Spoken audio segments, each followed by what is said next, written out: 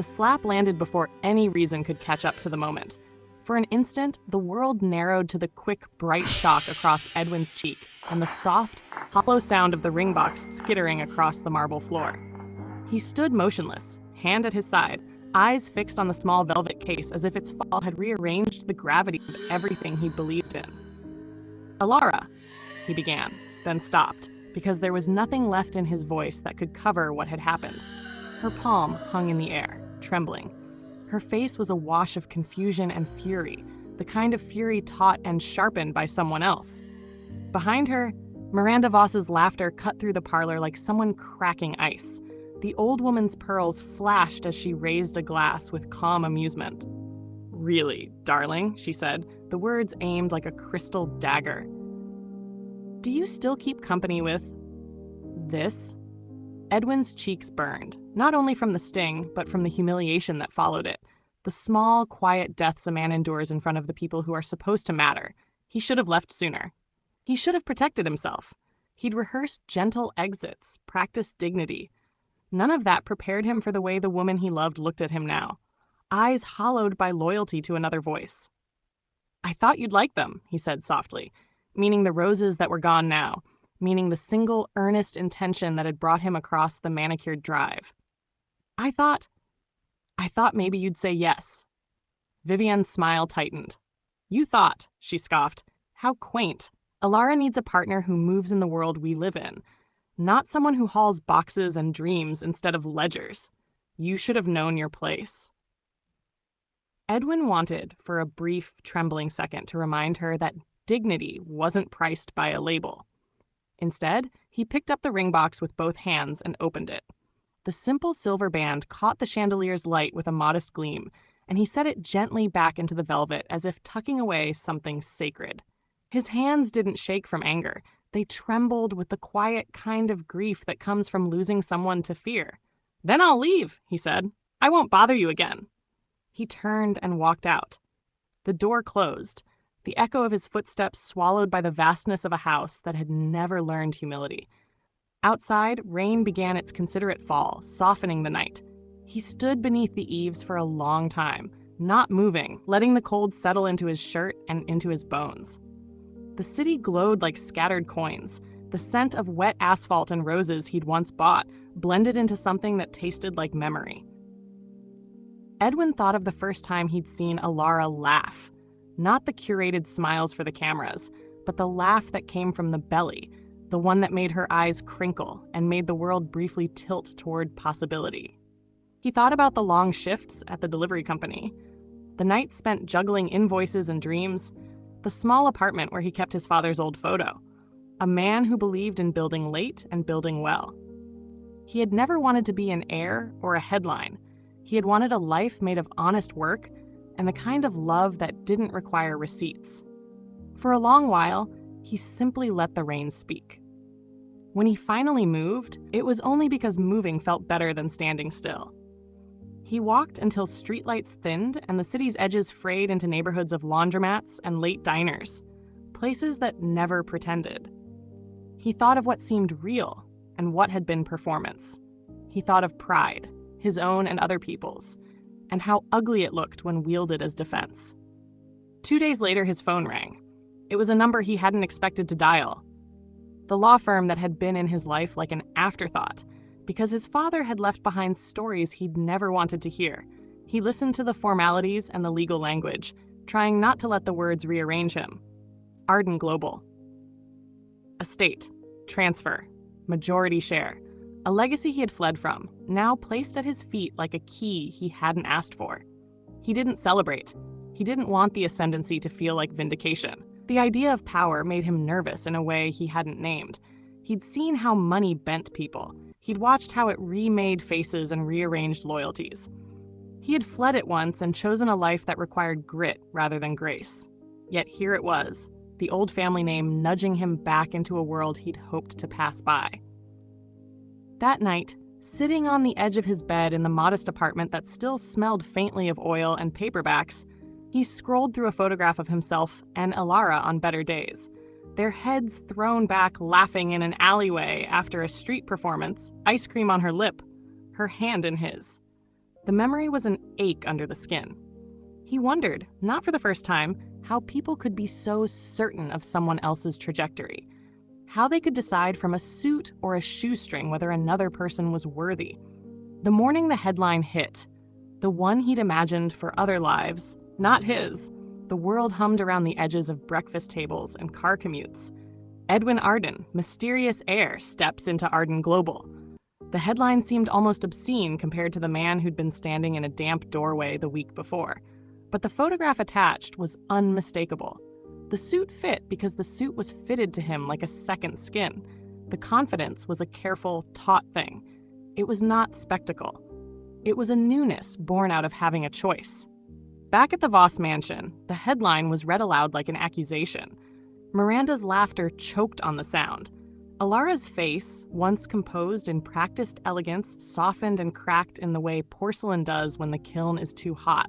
There was a long moment where both mother and daughter realized there was a life story they had excused themselves from understanding, a man they had judged wholesale without curiosity. Edwin did not go out to find them that day. He did not smirk for cameras or gloat to the people who'd scorned him. He went to the office the lawyers had pointed him to, newly pressed suit hanging in a closet he'd never intended to open.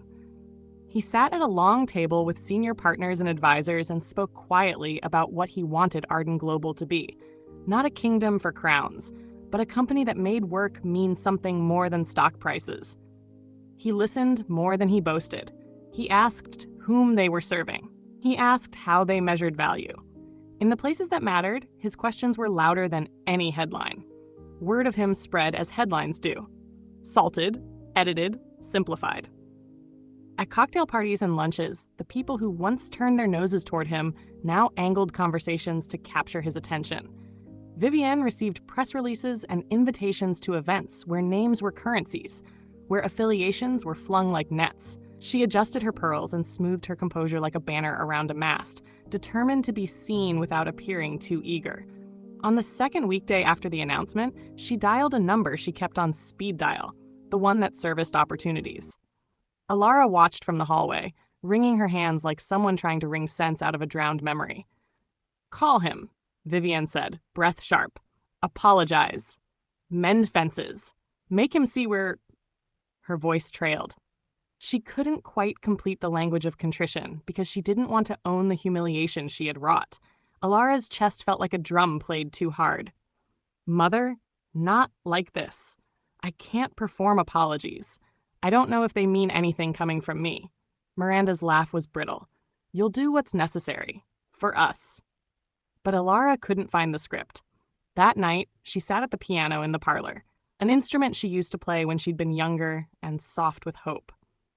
The melody she coaxed out was faulted, as if the chords themselves were unsure how to carry back the time that had been spent. She thought of Edwin's quiet patience, of his hand picking up the ring, of the way he left without throwing the hurt back like fire. She thought of the way her mother had turned love into ledger lines, how aficionado pride can be a kind of cruelty.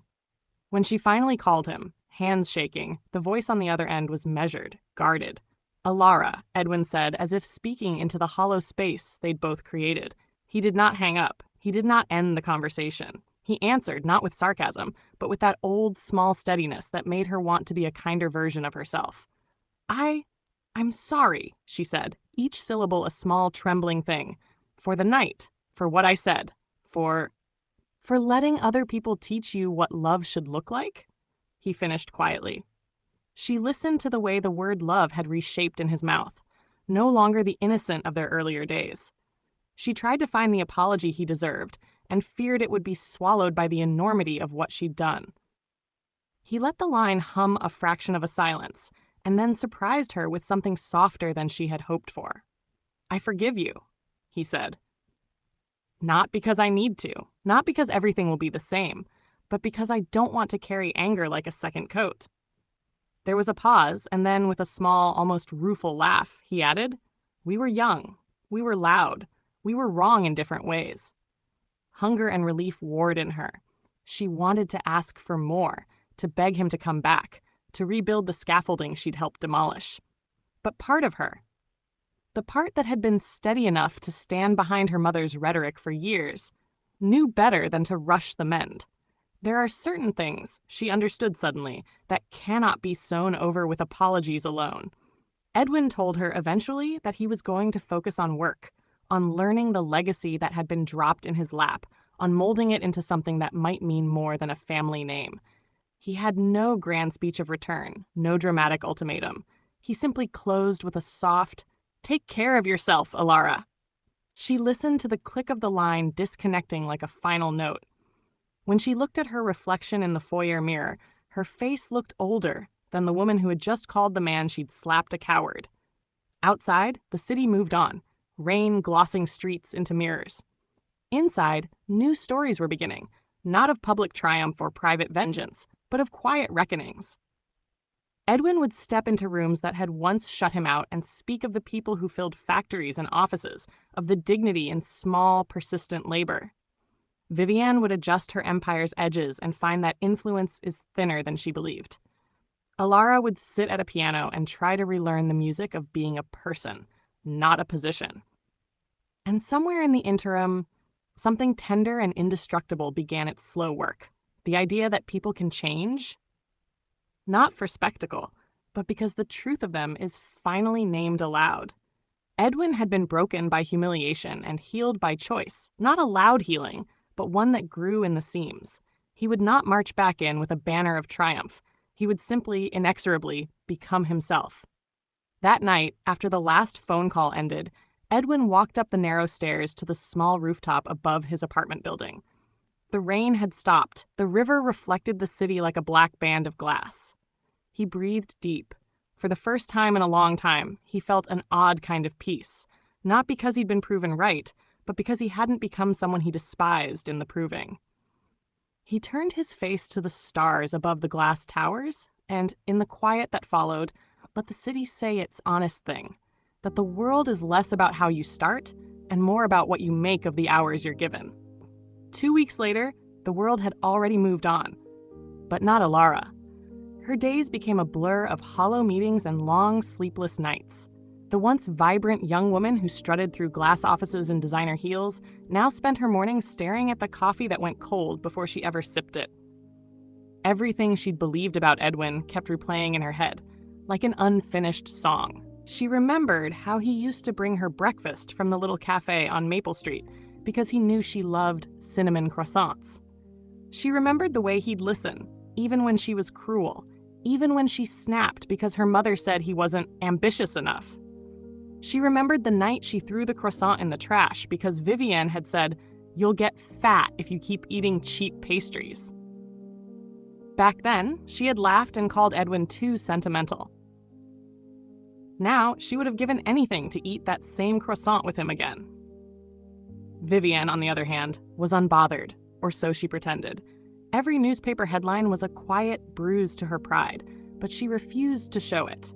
When the Arden Global Charity Gala invitation arrived, embossed in gold, she smirked as if the universe had given her another stage. "Alara," she said, walking into her daughter's room with the envelope in hand, "we're going." Alara looked up from the floor. "Why? He doesn't want to see us." Vivienne's smile was tight. "He'll forgive. Men always do when power comes with nostalgia. You'll wear something stunning. Apologize, but gracefully. You'll remind him of what he lost." Alara's stomach twisted. "What he lost?" she echoed softly. "Mother, I was the one who threw him away." Vivienne sighed, pouring herself a glass of wine. "Stop dramatizing. It's just strategy. You've loved once, now love smarter."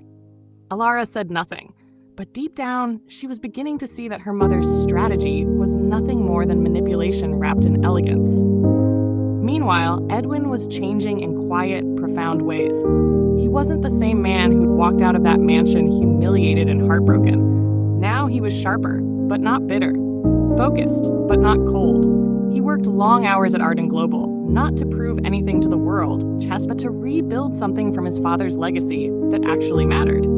Every Friday, he visited the local community center his father used to fund.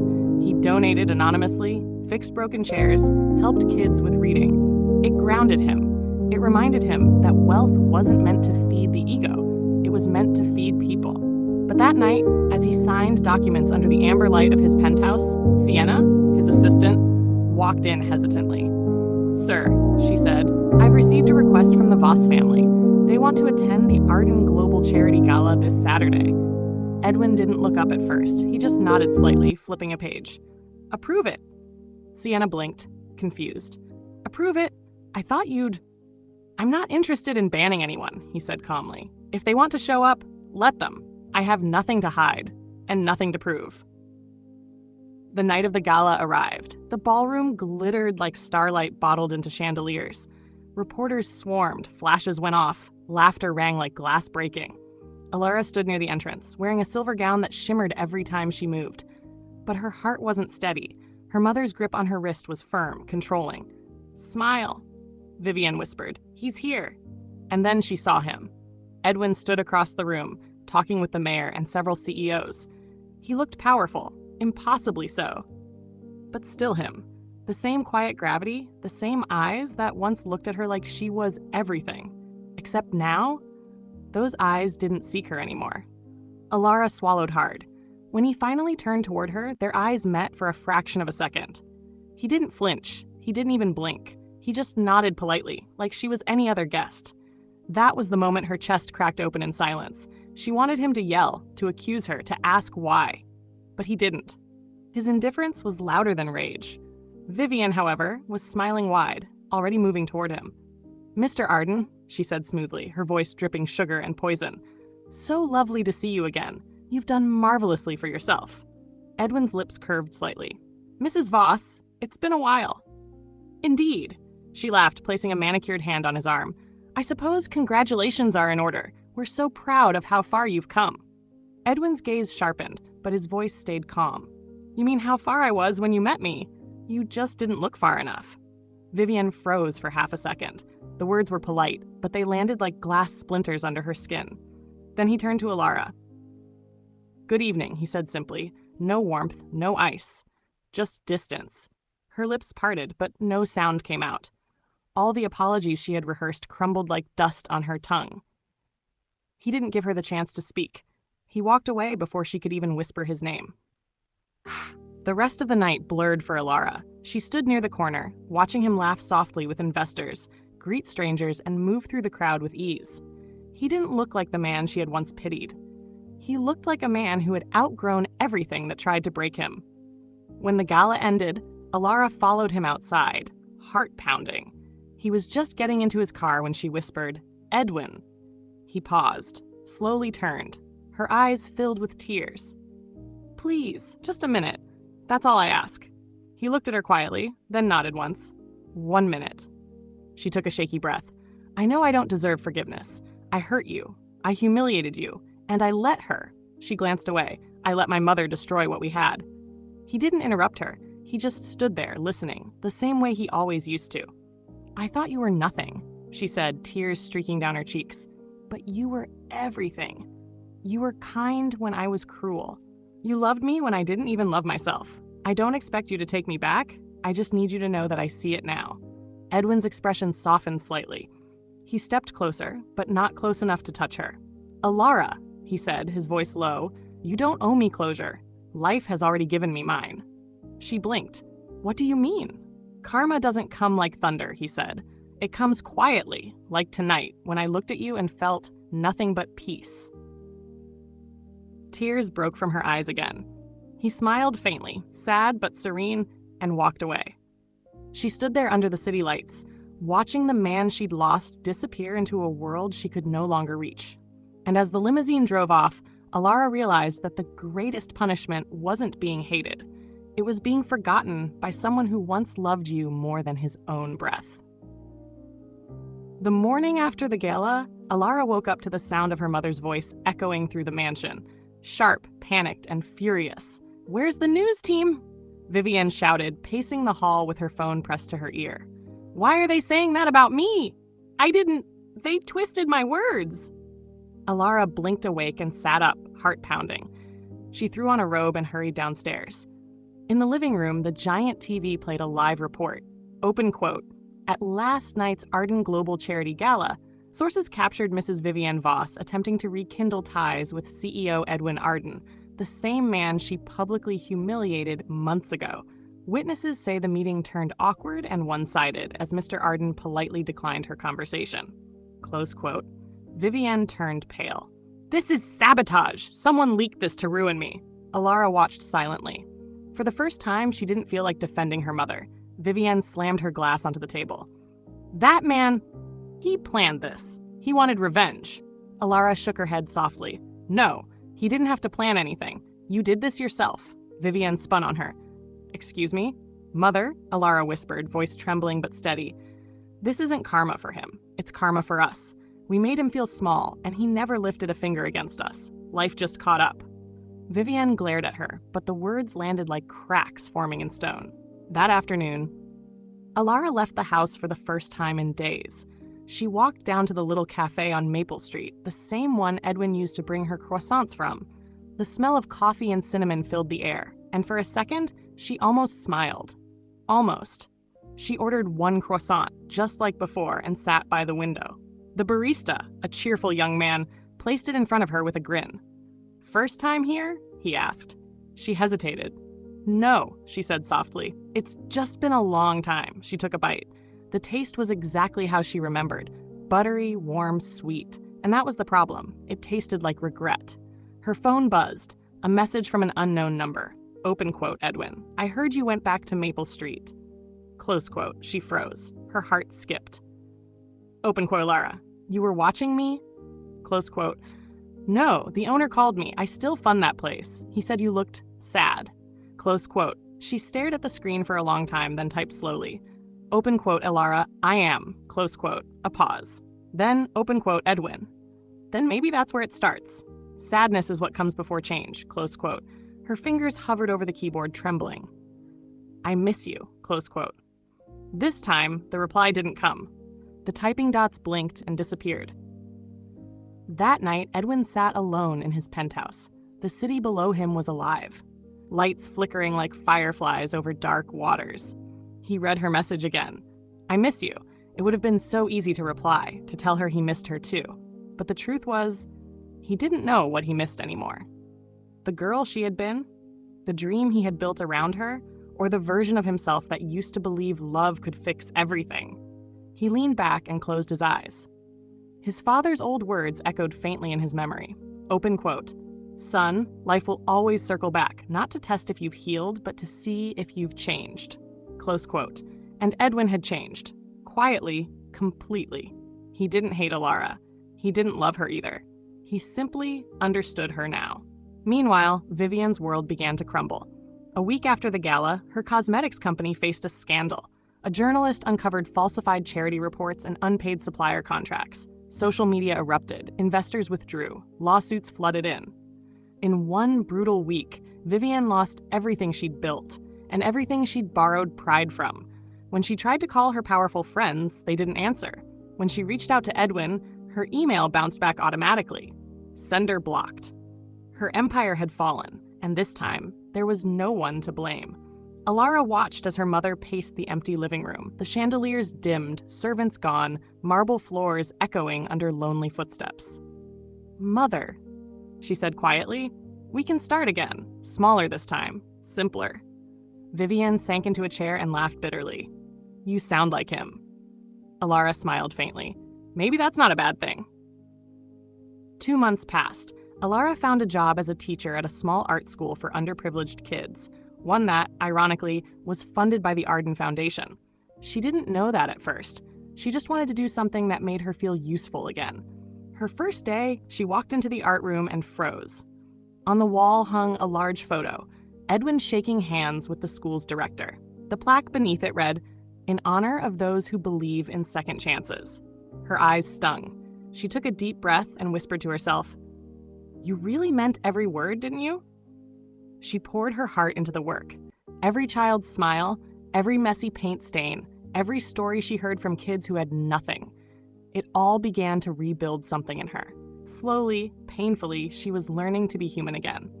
Then one rainy afternoon, fate circled back.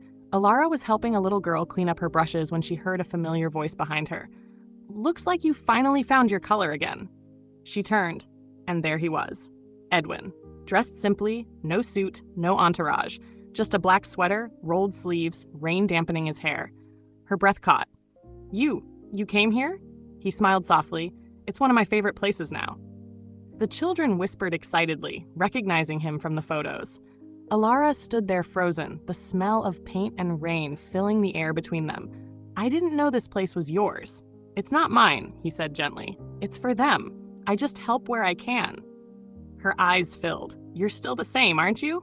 He shrugged. "Maybe a little older, a little wiser." There was a pause. The room quieted. Then he said something that made her heart stop. "Alara," he said softly, "I never wished you pain. I just wished you'd learn what love really is. And it seems you finally did." Tears rolled down her cheeks. "I did. Too late, but I did." He smiled, not the sad kind this time, but something peaceful, almost forgiving. "It's never too late to change," he said, "but sometimes it's too late to go back." Her lips trembled. "So this is goodbye?" He shook his head. "No, this is peace."